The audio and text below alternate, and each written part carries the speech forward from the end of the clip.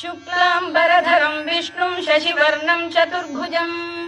प्रसन्नवदनं ध्यायेत् सर्वविघ्नोपशान्तये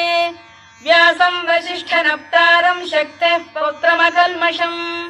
पराशरात्मजं वन्दे शुकतातं तपोनिधिं व्यासाय विष्णुरूपाय व्यासरूपाय विष्णवे नमो वै ब्रह्मनिधये वासिष्ठाय नमो नमः अविकाराय शुद्धाय नित्याय परमात्मने सदैकरूपरूपाय विष्णवे सर्वजिष्णवे यस्य स्मरणमात्रेण जन्म संसारबन्धनात् विमुच्यते नमस्तस्मै विष्णवे प्रभविष्णवे